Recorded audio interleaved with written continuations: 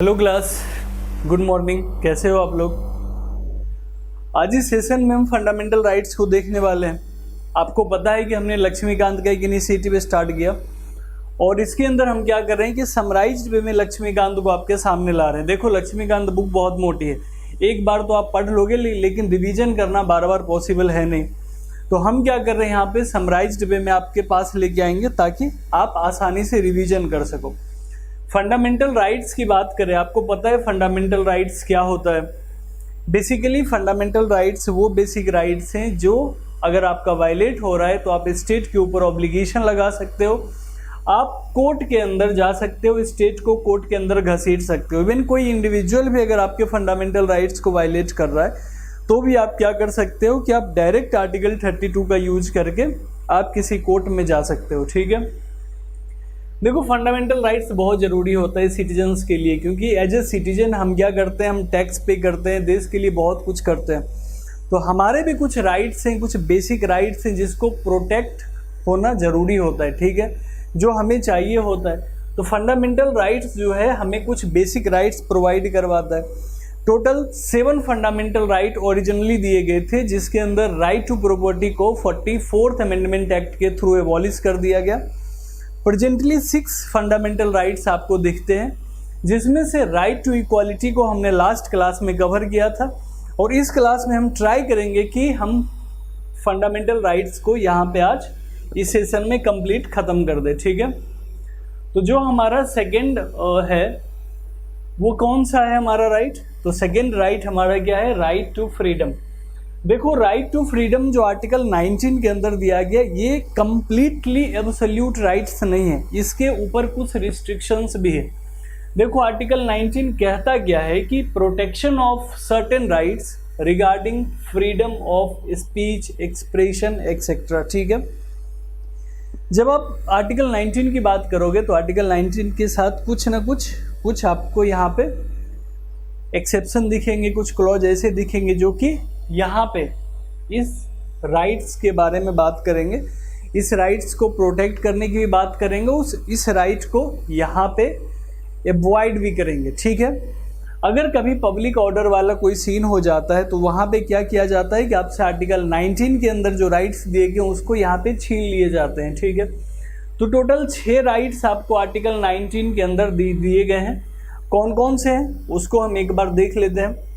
पहला क्या है? To freedom of speech and expression. ठीक है, आपको बिल्कुल आज़ादी है खुद को एक्सप्रेस करने की, बोलने की, बात करने की, लेकिन यहाँ पे याद रहे कि आप किसी और के राइट्स को वायलेट नहीं करोगे। ठीक है, सेकेंड स्टेटमेंट क्या दिया है कि असेंबली पीसएबली एंड विदाउट आर्म्स, बिना हथियार के लिए, बिना वायलेंस किए आप क्या सकते हैं कि असेंबली का पीसफुली असेंबली ऑर्गेनाइज कर सकते हैं। इसके साथ साथ क्या है कि आप एसोसिएशन बना सकते हैं, यूनियन बना सकते हैं। अब ये डिफरेंट टाइप्स के हो सकते हैं। सपोज कीजिए कि आप बिजनेसमैन हैं तो कुछ बिजनेसमैन मिलके एक यूनियन बना सकते हैं, कुछ ग्रामीण मिलके सेल्फ हेल्प ग्रुप्स बना सकते हैं। तो ये आपको राइट्स कहाँ से आर्टिकल 19 के अंदर दिया गया है। इसके साथ साथ क्या है कि to move freely throughout the territory of India. देखो, टेरिटरी वर्ड बहुत वास्ट है। टेरिटरी का मतलब है कि वो सारे रीजन जहाँ पे इंडियन गवर्नमेंट का दबदबा है। इनफैक्ट अगर आप यूएसए के अंदर जा रहे हो, यूके के अंदर जा रहे हो, जर्मनी जा रहे हो, तो वहाँ पे भी जो इंडिया की एम्बेसी होगी वो टेरिटरी के अंदर ही आएगी। ठीक है, तो आप क्या कर सकते हो कि फ्रीली मूव कर सकते हो टेरिटरी, जो इंडिया की पूरी टेरिटरी है उसके अंदर कहीं भी कोई भी आपको डिस्क्रिमिनेट नहीं कर सकता कि तुम बिहार से हो तो तुम बेंगलुरु नहीं आ सकते, या कोई तमिल बोलने वाला इंसान है तो उसको यूपी आने से रोक दिया जाए, ऐसा बिल्कुल नहीं है। इसके साथ साथ क्या है कि to reside and settle in any part of the territory of India. India की जितनी बड़ी टेरिटरी है इसमें आपका जहां मन है वहां जाके आप रिसाइड कीजिए। सिंपल सा है।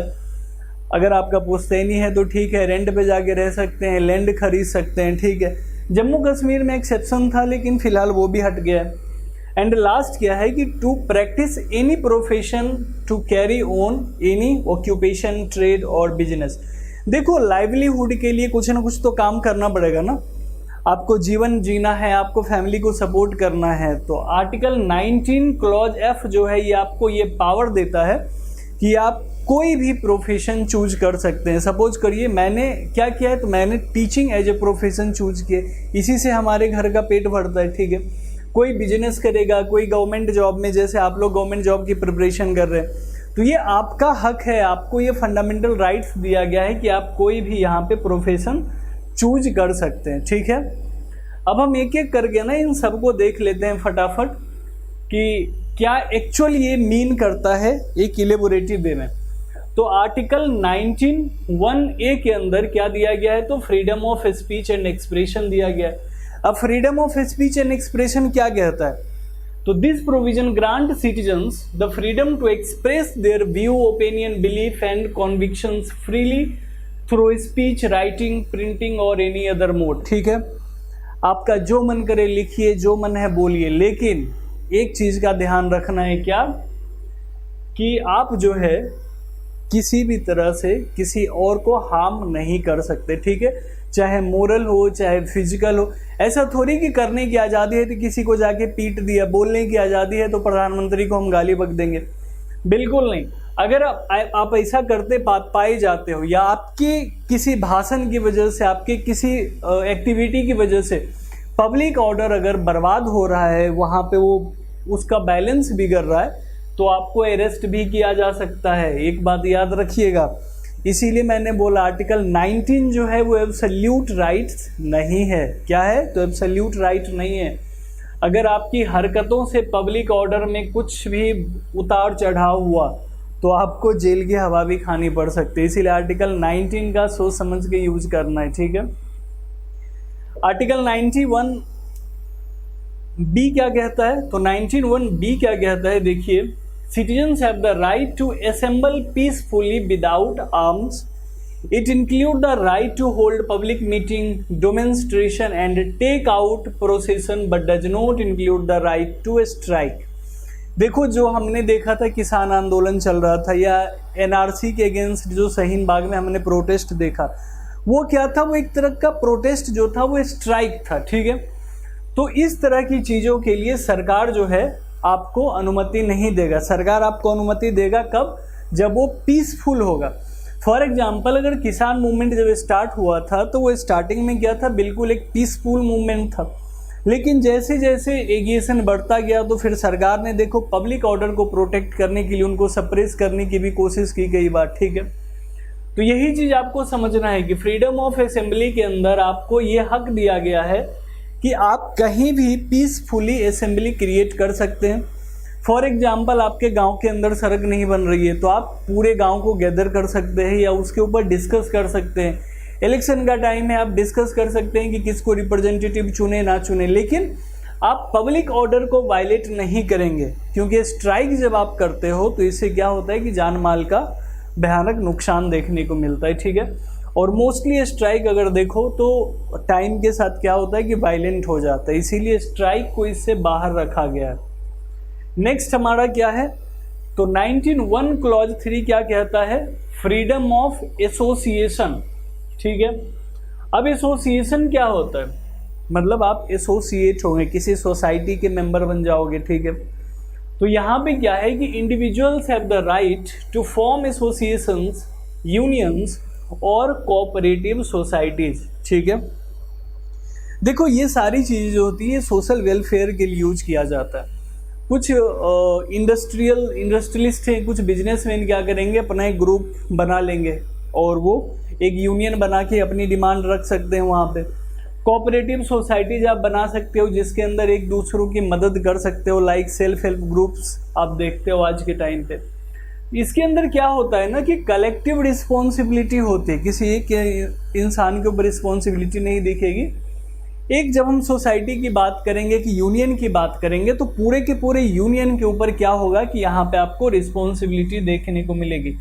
हालांकि यहाँ पे भी एक ही चीज़ है, रिस्ट्रिक्शन किसके लेवल पे है, तो public order, mortality and sovereignty and integrity of India.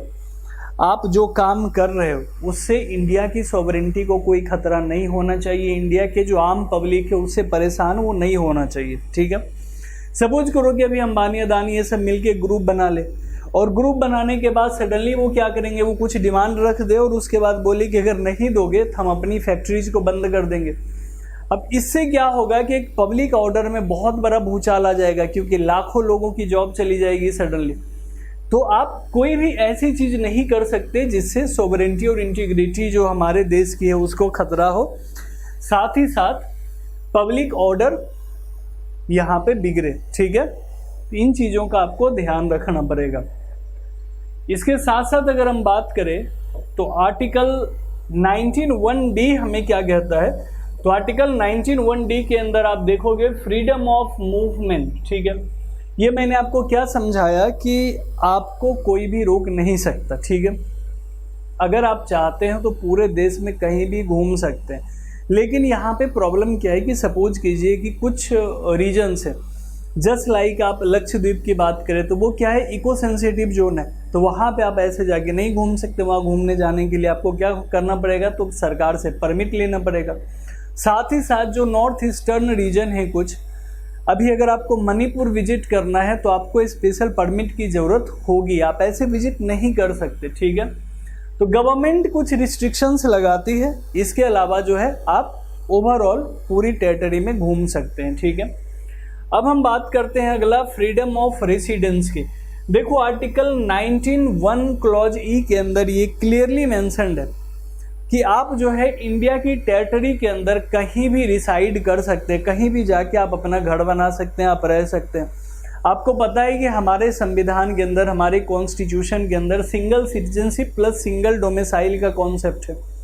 तो यहाँ पे भी प्रॉब्लम ये है कि सपोज कीजिए कि इससे पहले आप बिहार में रह रहे थे तो आपकी डोमिसाइल कहाँ की थी, तो बिहार की थी। अभी आप दिल्ली शिफ्ट हो गए और 5-6 ईयर से कंटिन्यू दिल्ली में रह रहे हैं, तो आपको बिहार की डोमिसाइल छोड़ के दिल्ली की डोमिसाइल लेनी पड़ेगी। अगर आपको चाहिए तो आपको बिहार की डोमिसाइल को क्विट करना पड़ेगा और दिल्ली की डोमिसाइल आपको लेनी पड़ेगी। ठीक है, इंडिया के अंदर यही है, सिंगल सिटीजनशिप के साथ साथ सिंगल डोमिसाइल भी आपको दिखेगा। और ये सारे जो आर्टिकल्स आप देख रहे हो, इसका सिंपल सा कॉन्सेप्ट है कि कोई भी इंसान या स्टेट आपको प्रोहिबिट नहीं कर सकता on the background of race, caste, place of birth. ठीक है, जो आर्टिकल 15 के अंदर आपने देखा था ना, आप जहाँ चाहें ये 6 राइट्स आपको दिए गए, आप मूव कर सकते हैं, आप रिसाइड कर सकते हैं। जो लास्ट आर्टिकल है इसके अंदर ये मेंशन किया गया है कि आप कोई भी प्रोफेशन को चूज कर सकते हैं।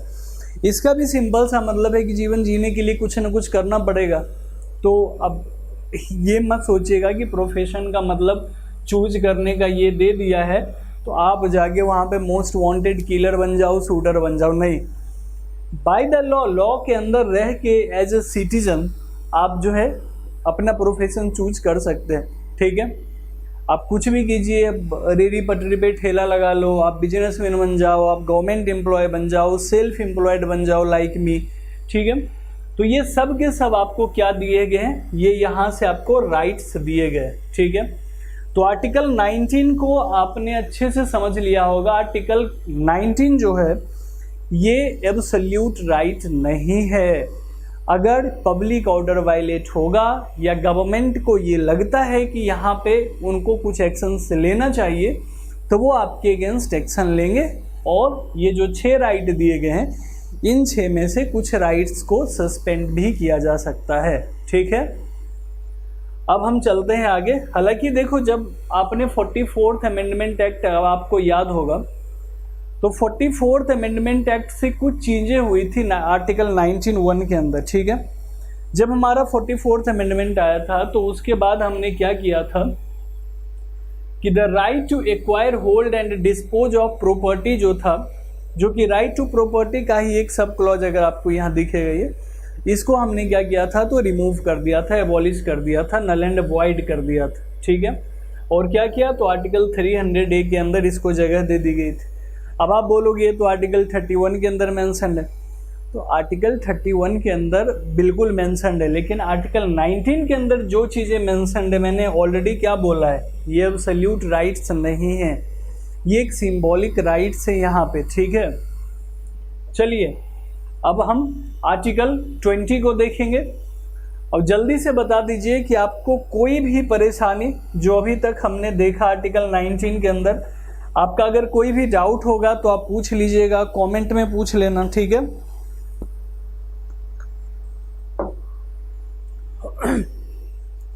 अब हम बात करेंगे आर्टिकल 20 की, ठीक है। आर्टिकल 20 क्या कहता है? Protection in the respect of conviction of for offences. देखो, हर इंसान से गलतियां होती है। अगर आपसे कुछ गलतियां हुई है, फिर भी आप क्रिमिनल हो मान लो खुद को, फिर भी एज ए सिटीजन हो इंडिया के, आपके कुछ राइट्स हैं। और जब हम आर्टिकल 20 की बात करते हैं तो चाहे सिटीजन हो चाहे एलियन हो, अमेरिका का भी कोई इंसान आके अगर इंडिया के अंदर गलतियां करता है तो उसको भी कुछ राइट्स दिए गए हैं कि वो खुद को प्रोटेक्ट कर सकता है, ठीक है। और यही चीज़ आपको आर्टिकल 20 के अंदर देखने को मिलेंगे। आर्टिकल 20 के अंदर मेनली 3 सब क्लॉजेस हैं, एक एक करके हम देखते हैं। आर्टिकल 21 क्या कहता है? No person shall be convicted of any offence except for violation of a law in force at the time of the commission of the act charged on the offense, ठीक है। Not be subjected to a penalty greater than which might have been inflicted under the law in force at the time of the commission of the offense, ठीक है। Simple सी चीज है कि आपका अपने दोस्त के साथ झगड़ा हो गया, आपने गुस्से में उसका सर फोड़ दिया, तो जितनी गलती आपने करी है आपको उतनी ही सजा दी जाएगी, ठीक है। According to the court of law जितनी गलती करी उतनी ही सजा दी जाएगी, इससे ज़्यादा आपको सजा नहीं दी जाएगी। या ये समझिए कि सपोज कीजिए कि आपने 2010 के अंदर किसी का सर फोड़ा, उस समय 6 मंथ की सज़ा दी जाती थी, लेकिन वो सज़ा 2024 में बढ़ के 3 साल की हो गई, फिर भी आपको सज़ा कितनी मिलेगी? तो वो 6 मंथ की ही मिलेगी, क्योंकि आपने कांड जो किया था वो 2010 में किया था, समझ गए। तो जितनी गलती करोगे उतनी ही सजा आपको दी जाएगी, ठीक है, लॉ के तहत। ना ही आपके लिए लॉ को कम किया जाएगा, ना ही लॉ के स्कोप को बढ़ाया जाएगा, ठीक है। अब आर्टिकल 20 क्लॉज 2 क्या कहता है? तो 20 क्लॉज 2 कहता है कि no person shall be prosecuted and punished for the same offence more than once, ठीक है। अब यहां समझिए, अब क्या होता है कि आप इंडिया का जो कोर्ट का सिस्टम है ना, थोड़ा सा उल्टा पुल्टा है। यहाँ पे होता क्या है कि करप्शन के चक्कर में आपने देखा होगा कि कोई केस क्लोज हो चुका है, लेकिन सडनली 10 साल 20 साल के बाद उस केस को दोबारा से रीओपन कर दिया जाता है। ये इंडिया में आम बात है, ठीक है। तो चूंकि जब केस को रीओपन कर दिया जाता है और अगर लोगों को नहीं पता है तो उनको दोबारा से सजा दे दी जाती है इस चीज़ में, ठीक है। तो आर्टिकल 20 क्लॉज 2 ये कहता है कि अगर आपने एक बार गलती करी, अगर आपने अपने बेस्ट फ्रेंड का सर एक बार तोड़ा है ना, तो आपको एक ही बार गलती होगी। ऐसा नहीं है कि 10 साल बाद दोबारा आपका बेस्ट फ्रेंड बोल दे कि इसने 10 साल पहले मेरा सर तोड़ा था, इसको दोबारा से सजा दो। नहीं, एक गलती की सिर्फ और सिर्फ एक ही बार आपको सजा दी जाएगी। अगर दोबारा सजा दी गई तो आप सीधे सुप्रीम कोर्ट में अपील कर सकते हो, डायरेक्ट, ठीक है। तीसरा स्टेटमेंट क्या है कि no person accused of any offence shall be compelled to a witness against himself. अब देखो, ये चीज़ बहुत ब्रॉड है। अब ब्रॉड क्यों है? क्योंकि इसको समझिए, मुझसे गलतियां हुई, मैंने कोई ऑफेंस किया और मैं अपने बचाव में मैंने आपका सर फोड़ दिया ऑलरेडी, ठीक है, और मैं अपने बचाव में बोलूं कि नहीं ये लाठी चला रहा था तो मैंने ईंट चलाया, सर फोड़ दिया इसका, तो ये बहुत कहीं ना कहीं ये जो है ना, ये कोर्ट के अंदर ये मामला बहुत ज़्यादा घसीटेगा। इसीलिए बोला जाता है कि अगर आप कन्विक्टेड हो, अगर आपके ऊपर चार्जेज लगे हैं, तो आप खुद के एविडेंस नहीं बन सकते, ठीक है। तो ये था आपका आर्टिकल 20। आई थिंक आपको आर्टिकल 20 समझ आ गया होगा। 3 तरह के राइट्स आपको इसमें दिए गए हैं। पहला राइट्स ये है कि आपने जितनी गलती की है कोर्ट ऑफ लॉ के अंदर उतनी ही सज़ा मिलेगी, ठीक है। दूसरा क्या है कि एक ही ऑफेंस के लिए 2 बार आपको सज़ा नहीं दी जाएगी। और तीसरा क्या है कि कोई भी कन्फेक्टेड पर्सन है वो खुद का विटनेस नहीं हो सकता, ठीक है। अब बहुत सिंपल है ना कि मैंने किसी का मर्डर किया है तो मैं ये थोड़ी बोलूँगा कि हाँ मैंने मर्डर किया है, मैं तो एक्सक्यूज़ पे एक्सक्यूज़ देता रहूँगा ना कि ये सर्कमस्टांसेस थे, ये थे, वो थे। तो इसीलिए इस चीज को अवॉइड किया गया है, ठीक है। अब जो हमारा सबसे इंपॉर्टेंट आर्टिकल आया है वो है आर्टिकल 21। देखो फंडामेंटल राइट्स के अंदर भी ट्रोइका आपको दिखेगा, 3 आर्टिकल्स दिखेंगे, आर्टिकल 14, आर्टिकल 19 और आर्टिकल 21। अब एक चीज आप समझिएगा, ये तीनों एक दूसरे से इतने ज्यादा इंटर रिलेटेड हैं कि अगर जब आप आर्टिकल 21 के स्कोप की बात करोगे तो आपको इंटरप्रेट करने के लिए आर्टिकल 14 और आर्टिकल 19 दोनों की जरूरत पड़ेगी। फॉर एग्जाम्पल मैं आपको बताता हूं कि आर्टिकल 21 क्या है, राइट टू प्राइवेसी है, ठीक है। अब आप जाके कहीं पे सपोज कीजिए कि किसी होटल में आप सो रहे हो, अब यहाँ पे ये बोला गया कि नहीं उस होटल में रेड पड़ गई, आपको कन्विक्ट कर लिया गया, तो आप क्या करोगे, बोलोगे मेरा प्राइवेसी वायलेट हुआ है, इसीलिए मुझे यहाँ पे क्या चाहिए, रिफंड चाहिए। आप क्लेम कर सकते हो स्टेट के खिलाफ, एजेंसी के खिलाफ, और इसमें आप यूज क्या करोगे, तो यूज करोगे आर्टिकल 19 का। बोलोगे आर्टिकल 19 के अंदर क्लियरली ये मेंशन्ड है कि मैं इंडिया के अंदर, इंडियन टेरिटरी के अंदर कहीं भी रिसाइड कर सकता हूँ, ठीक है। और इसके साथ साथ आप आर्टिकल 14 का यूज करोगे जहाँ पे आप बोलोगे कि इक्वालिटी बिफोर लॉ यहाँ पे मेरे पास है, किसी को भी यहाँ पे एक्स्ट्रा, मैं आपसे कोई एक्स्ट्रा थोड़ी मांग रहा हूँ वहाँ पे कि फेवर चाहिए मुझे, मैं तो अपने यहाँ पे बोल रहा हूँ कि जो आपका इक्वल प्रोटेक्शन ऑफ लॉ का जो कॉन्सेप्ट है मुझे वो चाहिए, मेरे लॉज को प्रोटेक्ट कीजिए आप, ठीक है। इसीलिए आर्टिकल 14, 19 और 21 जो है ना, ये तीनों को एक साथ ही इंटरप्रेट किया जाता है। मोस्टली केसेस में आपने देखा होगा कि इनको एक साथ ही इंटरप्रेट किया जाता है। अब आर्टिकल 21 क्या कहता है, protection of life and personal liberty, ठीक है।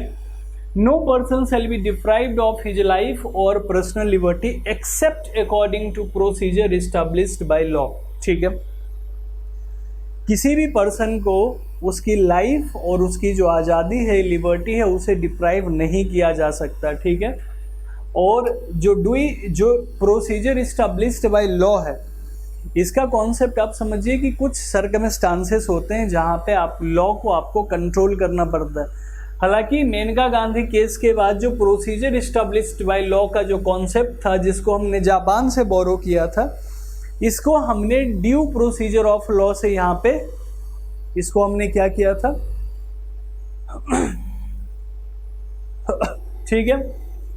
तो आर्टिकल 21 की अगर हम बात करें तो एक बहुत ही ब्रॉड सेंस में ये बात करता है, आपके राइट्स को प्रोटेक्ट करता है, आपकी लाइफ जो है आपकी खुद की है, इवन आप सुसाइड नहीं कर सकते। अगर आप सुसाइड भी कर रहे हो तो क्या होगा कि आप राइट टू प्राइवेसी के अंदर जो राइट टू लाइफ है उसको वायलेट कर रहे हो। अगर आपने सुसाइड किया तो मरने के बाद भी आपके ऊपर केस चलेगा, इसीलिए थॉट भी कभी नहीं लाना। इसके साथ साथ अगर बात करें तो right to sleep, right to food, right to work, बहुत सारी चीज़ें, राइट टू मैरी, अगर आपका मन है तो शादी कीजिए, नहीं मन है मत कीजिए, जितनी मर्जी सोइए, कोई आपको डिस्टर्ब नहीं कर सकता। अब इसको इस कंटेक्स्ट में मत ले जाना कि माँ बाप के खिलाफ केस कर दो कि मैं सो रहा था, पापा ने आके लात मार के जगा दिया, ऐसा नहीं करना है, ठीक है। लेकिन राइट टू स्लीप भी क्या है, राइट टू प्राइवेसी के अंदर ही आता है। अगर आपको देश विदेश घूमने जाना है, अगर सर्कमस्टांसेस ठीक है, कोई ऐसा इमरजेंसी सिचुएशन नहीं है, तो आप किसी भी देश में विजिट कर सकते हैं, आपको कोई नहीं रोक सकता है, ठीक है। ये सारी चीज़ें आपको कहाँ दिखेंगे, तो आर्टिकल 21 के अंदर दिखेंगे, ठीक है। अब आर्टिकल 21 के बाद हम उस राइट की बात करने वाले हैं जिस राइट के आने के बाद इस देश के अंदर जो लिटरेसी रेट है वो काफ़ी अच्छा खासा बढ़ा। साथ साथ अगर हम बात करें तो एक जो सोशली और इकोनॉमिक बैकवर्ड सेक्शन था उसको भी हमने अपलिफ्ट किया यहाँ पे, ठीक है। देखो आज़ादी के बाद ना हमारे यहाँ बहुत ज़्यादा इनइक्वालिटी थी और हम आज़ाद हो गए उसके बाद भी प्रॉब्लम ये था कि अच्छे बड़े घर के जो बच्चे थे वो पढ़ पा रहे थे, जो छोटे तबके के लोग थे उन्हें पढ़ने लिखने से बहुत दूर रखा जा रहा था, ठीक है। फाइनली वो दिन आता है जब राइट टू एजुकेशन को फंडामेंटल राइट्स बनाया जाता है, ठीक है। और इसके अंदर ये बोला जाता है जो स्टेट है, जो अथॉरिटी है, उसको क्या करना है कि फ्री एंड कंपलसरी एजुकेशन देना है। किसको? सारे चिल्ड्रंस को इंडिया की टेरिटरी के अंदर जो पैदा हो रहे हैं, चाहे वो उनके माँ बाप इंडियन हो या ना हो, इससे फर्क नहीं पड़ता, ठीक है।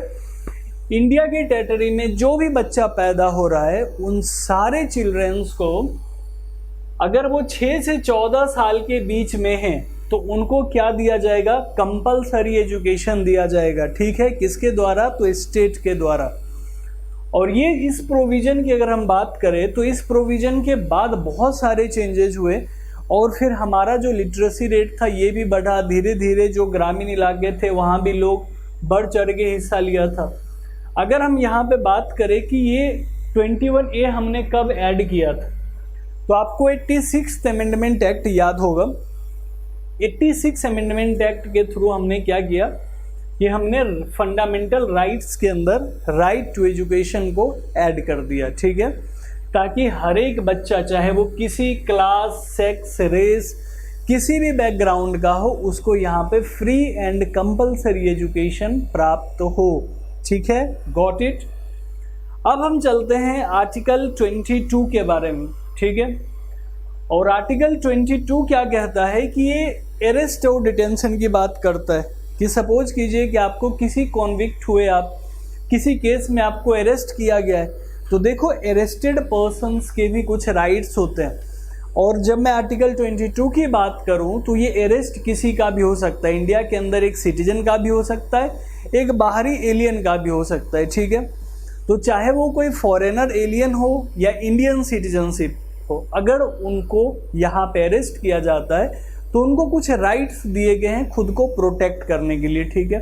अब कौन कौन से राइट्स हैं उसको एक बार देख लेते हैं। और देखो ये इतना इम्पोर्टेंट क्यों है, क्योंकि आपने देखा है कि पुलिस कस्टडी के अंदर बहुत सारे लोगों की डेथ हुई है। कस्टोडियल डेथ की अगर हम बात करें तो इंडिया कहीं ना कहीं ग्लोबली रिप्रेजेंट कर रहा है खुद को। ये सेम की बात है कि हमारे यहाँ सबसे ज़्यादा कस्टोडियल डेथ होते हैं। उसी को बचाने के लिए, उसी कस्टोडियल डेथ से लोगों को प्रोटेक्ट करने के लिए हमें आर्टिकल 22 दिया गया है, ठीक है। आर्टिकल 22 क्या कहता है, protection against arrest and detention in certain cases, ठीक है। अब इसके अंदर भी हम कुछ क्लॉजेज देखेंगे। तो पहला क्लॉज क्या कहता है, no person who is arrested shall be detained in custody without being informed as soon as may be of the ground for such arrest, nor shall be denied the right to consult and to defend by a legal practitioner of his choice। अगर आपको arrest किया जा रहा है तो आपको बताया जाएगा कि आपको किस चीज़ के लिए अरेस्ट किया जा रहा है, कौन सा ऑफेंड आपने किया है जिसके लिए अरेस्ट किया जा रहा है, ठीक है। वो ग्राउंड आपको बताया जाएगा, आपके फैमिली को ये बताया जाएगा कि आपको अरेस्ट करने के बाद रखा कहाँ गया है। साथ साथ आपके पास ये राइट्स होंगे कि अरेस्ट होने के जस्ट बाद आप अपने लॉयर से सलाह ले सकते हैं, और जो लॉयर होगा वो आपके पसंद का होगा। सरकार या पुलिस ये नहीं कह सकती कि नहीं हम सरकारी लॉयर ला के देंगे, नहीं, आपकी पसंद का होगा। आप जिसको चुनोगे वही आपसे बात करेगा, ठीक है। ये राइट्स दिए गए हैं। इसके साथ साथ अगर मैं बात करूं तो और कौन से राइट्स दिए गए, तो every person who is arrested and detained in custody shall be produced before the nearest magistrate with in 24 hours of such arrest, ठीक है। अगर आपको अरेस्ट किया गया है तो 24 घंटे के अंदर आपको मजिस्ट्रेट के सामने पेश करना पड़ेगा।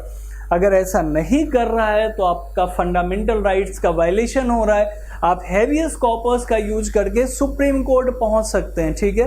हालांकि इसमें कुछ एक्सेप्शंस दिए गए हैं कि सपोज करो कि कोई टेरर एक्टिविटी में पकड़ा गया हो, कोई सिक्योरिटी ब्रीच में पकड़ा गया है, तो उसके साथ ये चीज़ें अप्लाई नहीं होगी, ठीक है।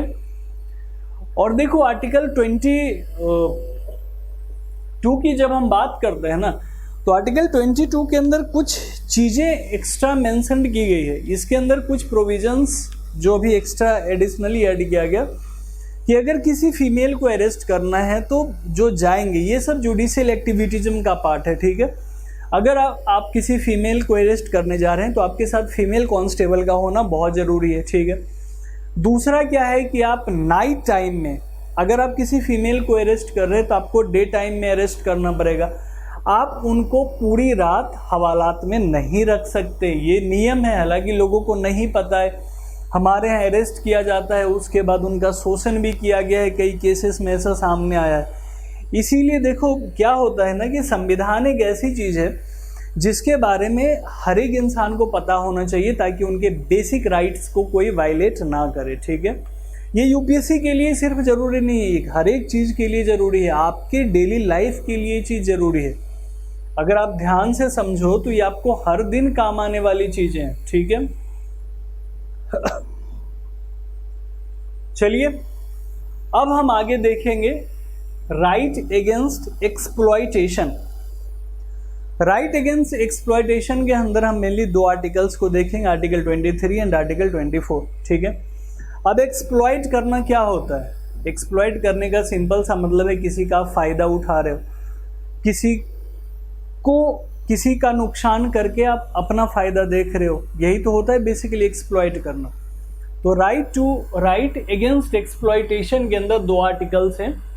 आर्टिकल 23 ये क्या कहता है कि prohibition of traffic in human beings and forced labour, ठीक है। आर्टिकल 23 देखो आजकल क्या हो रहा है कि ह्यूमन ट्रैफिकिंग बहुत ज़्यादा हो रहा है। ऑर्गन ट्रैफिकिंग के चक्कर में जो छोटे छोटे बच्चे होते हैं उनको उठा लिया जाता है। लास्ट ईयर एक रिपोर्ट आई थी जब कोविड चल रहा था, कोविड ऑन गोइंग था, तो उस समय दिल्ली और मुंबई जैसे शहरों में हमने एक बहुत ही अजीब सी चीज़ें देखी थी। यहाँ पे हुआ ये कि जो सड़क के किनारे जो बच्चे हैं जिनका कोई घर नहीं है उनको उठा के ले जाते थे और फिर उनका ऑर्गन वगैरह बेच के उनको मार के हटा देते थे।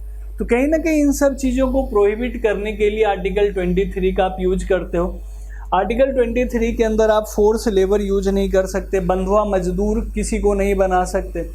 साथ साथ जो आप अगर देखते हो कि यहाँ पे जो एक चलता है कि औरतों को बंधक बनाया जाता है, औरतों को बेचा जाता है, स्लेव्स को बेचा जाता है, तो ये सारी चीज़ों को क्या करेगा आर्टिकल 23 ये क्या करेगा, प्रोहिबिट करेगा, ठीक है।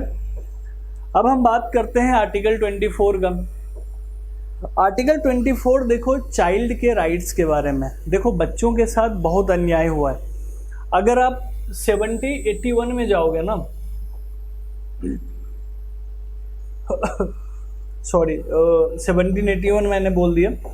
अगर आप लॉर्ड रिपन के टाइम पे जाओगे तो लॉर्ड रिपन के टाइम पे पहला फैक्ट्रीज एक्ट आया था और उस समय ये बोला गया था कि 7 ईयर्स से जो छोटे बच्चे हैं इसको आप फैक्ट्रीज के अंदर इनसे काम नहीं करवा सकते, ठीक है। कितना? 7 साल से छोटे बच्चों का, ठीक है। आर्टिकल 24 क्या कहता है कि prohibition of employment in children in factories etcetera. देखो एक्सेट्रा का सिंपल मतलब है कि जहाँ पे भी रिगरस वर्क हो रहा है, मतलब 8 घंटे 10 घंटे काम करना है, आपको वजन उठा के चलना है। सपोज करो केमिकल इंडस्ट्री है, वहाँ पे आप काम कर रहे हो, कोल्स के माइंस में आप काम कर रहे हो, ऐसी जगह पे जहाँ पे जान जाने का खतरा बहुत ज़्यादा रहता है, वैसे जगहों पे किसी भी बच्चे को काम करने नहीं दिया जाएगा। कब तक? जब तक वो 14 साल के नहीं हो जाते। एटलीस्ट 14 साल के अगर होंगे उसके बाद ही वो माइंस के अंदर या किसी मैन्युफैक्चरिंग फैक्ट्रीज के अंदर काम कर सकते हैं, ठीक है। No child below the age of 14 years shall be employed to work in any factory, mines और engage in any other hazardous employment, ठीक है। जहाँ भी रिगरस वर्क होता है वहाँ पे 14 साल से कम बच्चे को आप काम पे नहीं लगा सकते, ठीक है। अच्छा, यहाँ से एक सवाल आता है कि बच्चे बोलते हैं, मन में एक सवाल आता है ना कि जो चाय की दुकान पे बच्चे काम कर रहे हैं क्या वो चाइल्ड लेबर कर रहे हैं? तो देखो अगर हम आर्टिकल 21A की बात करें तो आर्टिकल 21 के अंदर क्या है, यहाँ पे कंपलसरी एजुकेशन की बात की गई है। कितने साल तक? 6 to 14। तो चूंकि देखो कहीं ना कहीं अगर 14 साल से नीचे का अगर कोई बच्चा काम कर रहा है तो वो चाइल्ड लेबर की कैटेगरी में आएगा, लेकिन वो आर्टिकल 24 को वायलेट नहीं करेगा, ठीक है। क्योंकि आर्टिकल 24 सिंपल एक्सप्लेन कर देता है कि कोई माइंस है, कोई फैक्ट्री है या कोई केमिकल इंडस्ट्री हो, कोई हजार्डस इंडस्ट्री हो जिससे उनके हेल्थ को नुकसान हो सकता है, तो वहाँ पे बच्चे काम नहीं करेंगे, ठीक है। पूरा आई थिंक आप समझ गए होंगे आर्टिकल 24 तक का जो कॉन्सेप्ट था। अब जो हम आगे देखने वाले हैं वो है आपका राइट टू रिलीजन। देखो आर्टिकल 25 से लेके 28 के बीच में हमें क्या देखने को मिलता है, तो हमें राइट टू रिलीजन देखने को मिलता है, ठीक है। और जब हम राइट टू रिलीजन की बात करते हैं ना, तो इंडिया के अंदर देखो, इंडिया क्या है, एक सेक्युलर कंट्री है। जब आप प्रियम्बल को पढ़ते हो तो प्रियम्बल के अंदर सेक्युलर वर्ड को मेंशन किया है, जो कि 42nd अमेंडमेंट एक्ट के द्वारा लिया गया। उसके बाद जब आप केशवानंद भारती केस देखते हो तब आप ये रियलाइज करते हो कि जो सेक्युलर वर्ड है वो क्या है, वो बेसिक स्ट्रक्चर का पार्ट है, तो आप सेक्युलर वर्ड को हमारे संविधान से हटा नहीं सकते, ठीक है। तो right to freedom of religion के अंदर देखो ब्रॉडली 3 कॉन्सेप्ट को आपको समझना है। पहला क्या है कि अगर आपका मन है तो आप किसी रिलीजन को फॉलो कीजिए, नहीं मन है तो कोई बात नहीं, आपको कोई प्रेशराइज नहीं कर सकता कि आप किसी रिलीजन को फॉलो कीजिए। दूसरा क्या है कि अगर आप किसी रिलीजन को फॉलो कर रहे हैं, अगर आप उसको प्रमोट करने की कोशिश कर रहे हैं, तो स्टेट आपके ऊपर कोई भी एलिगेशन नहीं लगाएगा, आपको वो रोकेगा नहीं तब तक जब तक आप पब्लिक ऑर्डर को वायलेट नहीं करेंगे, ठीक है। और तीसरा क्या है, तो तीसरा इसके अंदर ये देखेगा कि जो रिलीजियस प्रॉपर्टी है, अगर आप किसी मठ के मालिक हैं तो आपके पास ये हक है कि आप रिलीजियस प्रॉपर्टी वगैरह आउन कर सकते हैं, उसको गवर्न कर सकते हैं, ठीक है। रिलीजियस अफेयर में स्टेट इंटरफेयर नहीं करेगा, कब तक, जब तक पब्लिक ऑर्डर यहाँ पे डिस्टर्ब नहीं होता है, ठीक है, समझ गए। अब एक एक करके हम इन तीनों को देख लेते हैं।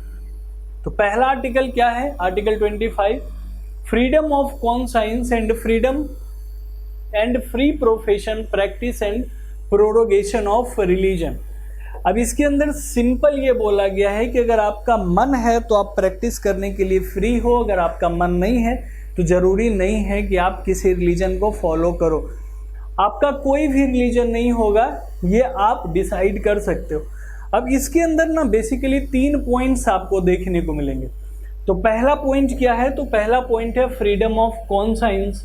अब फ्रीडम ऑफ कॉन्साइंस क्या कहता है, ये कॉन्सेप्ट क्या कहता है, तो individuals have the freedom to shape their relationship with God and other creatures in whatever way they Dzire.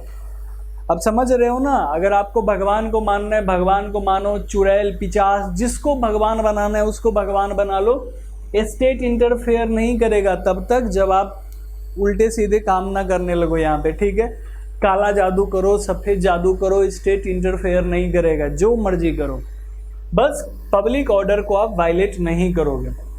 Second क्या है, तो सेकंड है right to profess. Right to profess का मतलब क्या है कि to declare one's religious belief and faith openly and freely. इसका सिंपल सा मतलब है कि अगर आप हिंदू हो तो आप फ्री हो अपने धर्म को लेके, आपका जो फेथ है वो कैसे आपको क्या करना है ये सारा आपका मर्जी है, आप बिल्कुल फ्री हो। आप मुस्लिम हो, कोई भी किसी रिलीजन से हो, आप यहाँ पे फ्रीडम रखते हो, ठीक है। एंड इसके बाद क्या है, right to practice. Right to practice के अंदर भी ये चीज़ मेंशन्ड है। फॉर एग्जांपल अगर हम देखें, अगर मैं एक बुद्धिज्म का कॉन्सेप्ट लूँ तो उसके अंदर आपको दिखेगा हीनयान महायान, एक मूर्ति पूजा करते हैं, दूसरा उसका विरोध करते हैं, मतलब एक ही रिलीजन में कई सारे फॉर्म दिखते हैं आपको। जब हम सेवाइट की बात करते हैं तो वहाँ पे एक लिंगायत दिखेंगे आपको साउथ में, उनका अलग फॉर्मेट होता है। जब हम मुसलमानों की बात करेंगे तो वहाँ पे सिया सुन्नी 2 अलग आपको दिखते हैं, वहाँ पे भी चीज़ें। तो ये जो है ना कि आपको किस तरह से रिचुअल्स को फॉलो करना है, आपको कैसे वर्शिप करना है, ये आपको डिसाइड करना है, यहाँ पे स्टेट इंटरफेयर नहीं करेगा, ठीक है। तो ये सारे कुछ चीज़ें जो आपको आर्टिकल 25 के अंदर देखने को मिलेंगे। अब हम बात करते हैं आर्टिकल 26 की। देखो हमें जल्दी जल्दी करना है क्योंकि ये जो है समराइज वे में हम कर रहे हैं इसको, और जब भी आप वीडियो देखो ना तो आप इसको 1.5 या 1.75x पे करके देखिए ताकि जल्दी से जल्दी आपका रिवीजन हो जाए, ठीक है। अब देखो आर्टिकल 26 क्या कहता है कि freedom to manage religious affairs, ठीक है। सपोज कीजिए कि मैं एक हिंदू हूँ तो मुझे अपना रिलीजन कैसे चलाना है ये मुझे स्टेट नहीं बताएगा। कोई मुस्लिम है तो उसका जो रिलीजियस अफेयर होगा उसमें भी स्टेट इंटरफेयर नहीं कर सकता, ठीक है। लेकिन और एक्सेप्शन हर जगह है, ऑब्वियसली अगर आप देखो कि अगर आप बलि प्रथा को सपोर्ट कर रहे हो, कुछ हिंदू जो हैं अगर आप बंगाल में जाए या साउथ इंडिया में जाए तो बलि प्रथा बहुत ज़्यादा प्रिवेल्ड है। तो अगर आप पब्लिक प्लेस पे बलि दे रहे हो तो फिर वो सरकार जो है आपको रोक सकती है, स्टेट जो है आपको रोक सकता है। तो कुछ एक्सेप्शन हैं, बाकी आपको रोका नहीं जाएगा, ठीक है। इसके अंदर आप क्या क्या कर सकते हैं? To establish and maintain institutions for religious and charitable purpose, charity के लिए, दान धर्म के लिए आप चीज़ें बना सकते हैं, मंदिर वगैरह बना सकते हैं, आपको कोई नहीं रोक सकता, ठीक है। To manage its affair in matter of religion, बिल्कुल रिलीजियस के मैटर पे जितने भी चीज़ें होंगे वो सब खुद आप डील करोगे। Own and acquire movable and immovable property, obviously Kesavananda Bharati case अगर आपको याद है तो उन्होंने जो इमूवेबल प्रॉपर्टी थी उनकी, उसी को तो एक्वायर कर रहे थे लोग वहाँ पे। और चौथा क्या है? Administer such property by the law. अब यही चीज़ है कि जो प्रॉपर्टी आपने एक्वायर किया, ऐसा नहीं कि आप धर्म के नाम पे धर्म को धंधा बना दिए, किसी का प्रॉपर्टी ज़बरदस्ती छीन लिए। फॉर एग्जांपल आपको मंदिर बनाना है तो मंदिर के आसपास के घरों को आप ज़बरदस्ती तोड़ रहे हो, तो ये चीज़ आपको नहीं करना है, फिर आपको कोर्ट ऑफ लॉ के अंदर जवाब देना पड़ेगा, ठीक है। इसके बाद क्या है हमारा नेक्स्ट आर्टिकल 27। ये देखो राइट टू रिलीजन के अंदर ये भी आएगा।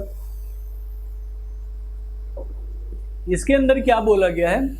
Freedom as to payment of taxes for the promotion of any particular religion. देखो एक चीज आप समझो, हमारे इंडिया में क्या है कि जो स्टेट है, जो सरकार है, वो किसी एक रिलीजन को सपोर्ट नहीं कर सकती, ठीक है।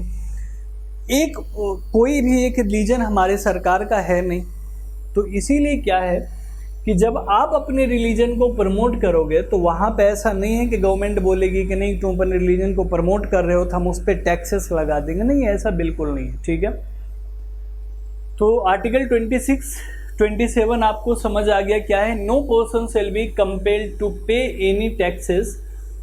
इसका मतलब सिंपल है कि कोई भी पर्सन जो है, अगर आप अपने रिलीजियस अफेयर्स में आप किसी मंदिर के अंदर चढ़ावा चढ़ाने जा रहे हो तो उसके ऊपर जीएसटी नहीं लगता है, उसके ऊपर टैक्स आपसे नहीं लिया जाएगा, ठीक है। आर्टिकल 28 को देख लेते हैं।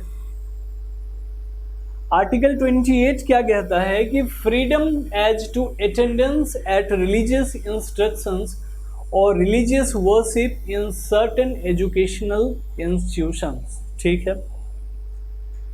अब देखो आर्टिकल 28 के अंदर क्या है कि कुछ चीज़ें हमने देखी है, जैसे जब हम मुस्लिम लॉ की बात करते हैं तो वहाँ पे भी हम देखते हैं कि मदरसा का कॉन्सेप्ट है।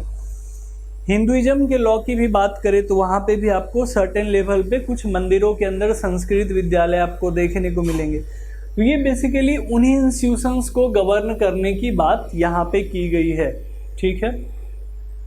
तो आर्टिकल 28 क्लॉज 1 क्या कहता है कि no religious institutions shall be provided in any educational institution wholly maintained out of state fund.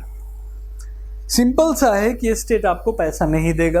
अगर आपको प्रमोट करना है, मेरे पास अगर कोई अपना एक इंडस्ट्री है, मैं एक यूट्यूब चैनल चला रहा हूँ, साइड में एक भक्ति मार्ग भी ओपन कर दूँ तो सरकार को उससे प्रॉब्लम नहीं होगी, लेकिन सरकार उसमें आपको मदद भी नहीं करेगा, ठीक है। तो ये चीज़ें जो है आर्टिकल 28 के अंदर जो इंस्टीट्यूशंस हैं, जो रिलीजियस अफेयर्स है, इससे रिलेटेड चीज़ें आपको दिखेंगी। एक बार देख लीजिए, इसमें बाकी सारे क्लॉज भी दिए गए हैं।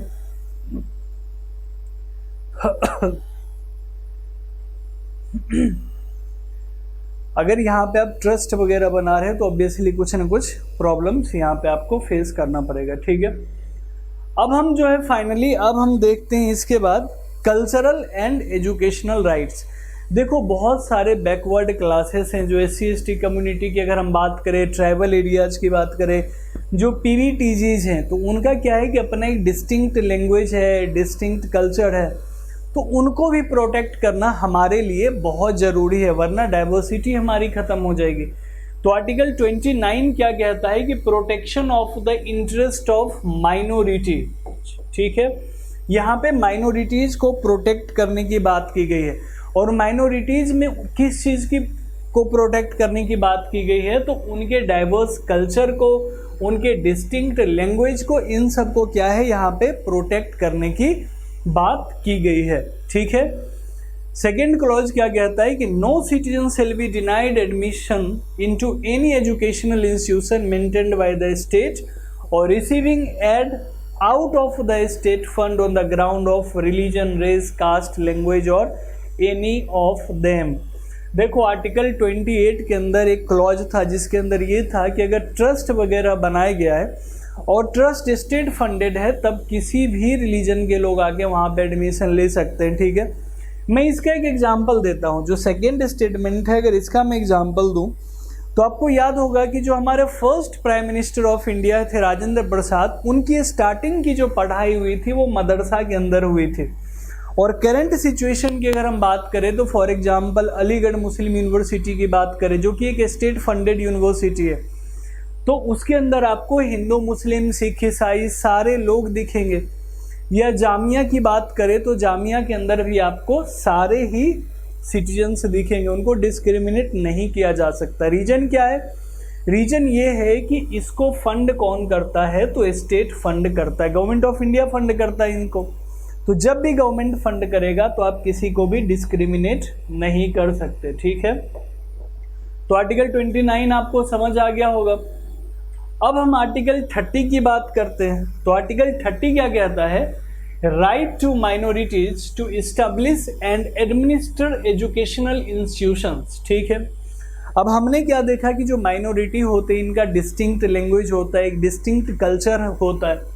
तो यहाँ पे क्या है कि all minorities whether based on religion और language shall have the right to establish and administer education institutions of their own choice। समझ रहे हो? आपके पास एक डिस्टिंक्ट कल्चर है, आपके पास एक डिस्टिंक्ट लैंग्वेज है, तो आप एक इंस्टीट्यूशंस को चला सकते हो, साथ साथ उसके अफेयर्स को भी कंट्रोल कर सकते हो। क्यों? अब यहाँ पे देखो अफेयर्स को वो क्यों कंट्रोल कर रहे हैं, क्योंकि सिंपल सा लॉजिक है यहाँ पे कि बाहर वालों को ये नहीं पता है कि उनका कल्चर कैसा है, तो उनको अगर अपने कल्चर को प्रोटेक्ट करना है, उनको अपने लैंग्वेज को प्रोटेक्ट करना है, तो कहीं ना कहीं एडमिनिस्ट्रेशन भी उन्हीं के हाथ में होनी चाहिए। ठीक है। तो आर्टिकल 30 तक तो हमने चीज़ों को देख लिया। अब जो है, अब हम बात करेंगे आर्टिकल 31 के बारे में। ज़्यादा कुछ है नहीं, क्योंकि आर्टिकल 31 जो है वो राइट टू प्रॉपर्टी था, और आपको पता है कि राइट टू प्रॉपर्टी को क्या किया गया कि पार्ट 3 जो कि हमारा फंडामेंटल राइट है, इसके अंदर से बाहर निकाल दिया गया। 44th अमेंडमेंट एक्ट के थ्रू जब जनता दल पहली बार सरकार में आता है, मोरारजी देसाई का ये टेन्यूर रहता है, तो इस समय हम क्या करते हैं कि 44th अमेंडमेंट एक्ट लेके आते हैं और राइट टू प्रॉपर्टी को रिमूव कर देते हैं और इसको एक लीगल राइट बना देते हैं अंदर आर्टिकल 300A। ठीक है। तो आर्टिकल 31 के बारे में ज़्यादा कुछ आपको पढ़ने की ज़रूरत भी नहीं, क्योंकि इसको यहाँ से रिमूव कर दिया गया। अब हम आगे चलते हैं और सबसे इम्पोर्टेंट आर्टिकल्स को देखेंगे। वो कौन सा है? तो वो है हमारा आर्टिकल 32। अब आर्टिकल 32 की अगर हम बात करें तो इसको राइट टू कॉन्स्टिट्यूशनल रेमिडीज बोला जाता है, राइट टू फंडामेंटल रेमिडीज बोला जाता है। आर्टिकल 32 के अंदर ये क्लियरली मेंशन्ड है कि फंडामेंटल, जितने भी फंडामेंटल राइट्स हैं, they are self protected by a fundamental rights called right to fundamental remedies। ठीक है। सिंपल सा मतलब है कि अगर आपके किसी भी फंडामेंटल राइट्स का वायलेशन किया जा रहा है तो आप direct article 32 right to fundamental remedies को यूज करके आप सुप्रीम कोर्ट को अप्रोच कर सकते हैं। साथ साथ आपके पास ऑप्शन ये भी रहता है कि आप आर्टिकल 226 का यूज करके हाई कोर्ट को भी अप्रोच कर सकते हैं। ठीक है। रिट जुरिडिक्शन का आप यहाँ पे फॉलो करेंगे कॉन्सेप्ट। ठीक है। The right to move the Supreme Court for the enforcement of the fundamental rights is guaranteed. If any of your fundamental rights are violated, you can directly go to the Supreme Court of India to enforce your fundamental rights. Got it? आप direct Supreme Court जाओगे और वहाँ पे जाके अपने fundamental rights को enforce करवाओगे, बोलोगे कि ये हमारा हक है। ठीक है। साथ साथ क्या होगा कि आपको 226 के अंदर भी ये चीज़ आपको देखने को मिलेगी। ठीक है। अब हम देखते हैं आर्टिकल 33 को। आर्टिकल 33 जो है वो आर्म फोर्सेस के राइट्स के बारे में बात करता है, ठीक है।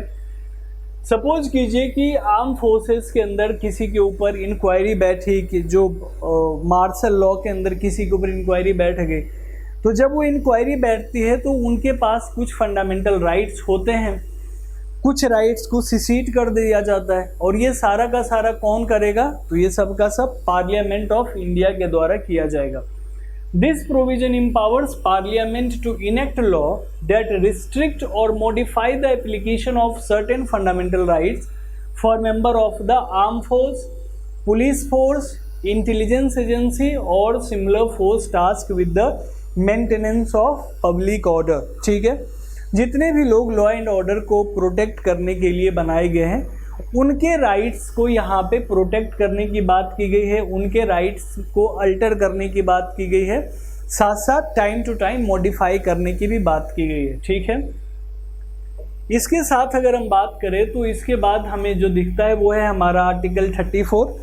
अब आर्टिकल 34 क्या है, तो ये मार्शल लॉ की बात करता है। अब मार्शल लॉ देखो क्या है कि सपोज करो कि 144 कहीं पे अप्लाई हो गया, कहीं पे टेरर एक्टिविटी हुई है, तो वहाँ पे क्या है कि मार्शल लॉ को वहाँ पे अप्लाई कर दिया गया।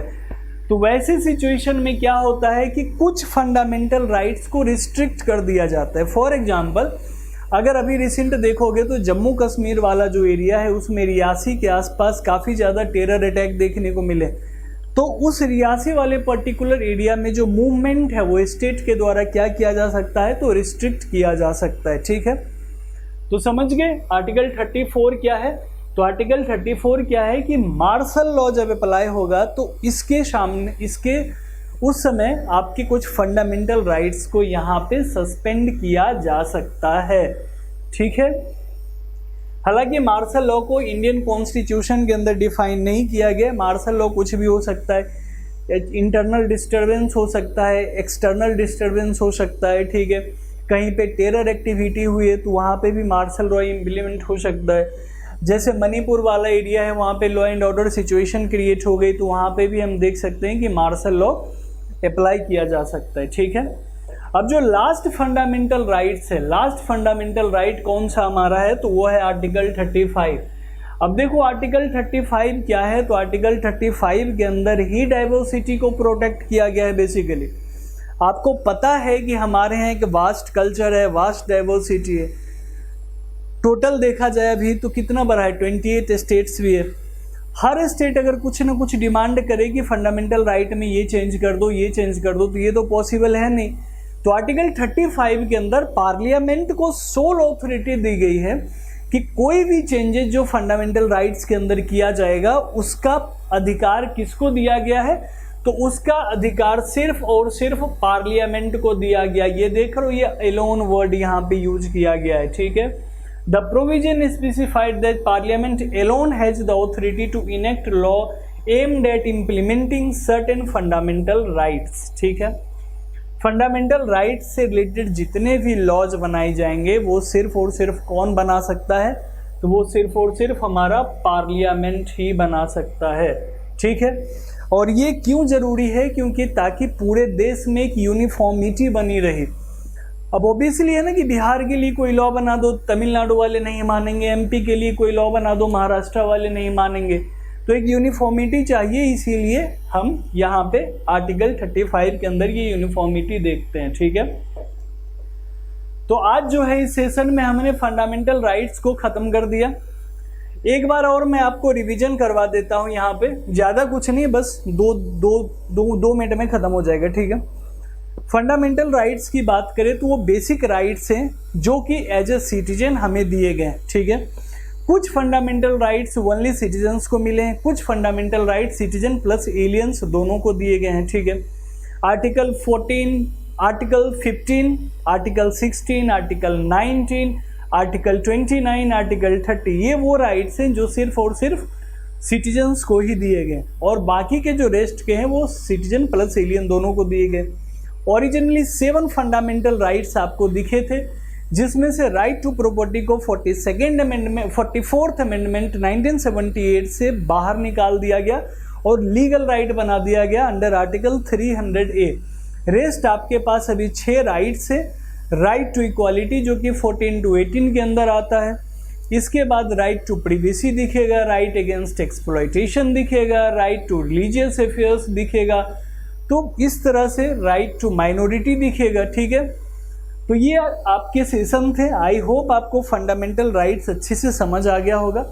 अगले क्लास में हम डीपीएसपी को एक्सप्लेन करने की कोशिश करेंगे, ट्राई करेंगे कि एक ही क्लास में हो जाए, लेकिन चूंकि टॉपिक ज़्यादा ब्रॉड है तो डीपीएसपी को भी हम 2 क्लासेस के अंदर कंप्लीट कर देंगे, ठीक है। तो बने रहिए हमारे साथ, मिलते हैं अगले क्लास में। तब तक के लिए थैंक यू सो मच।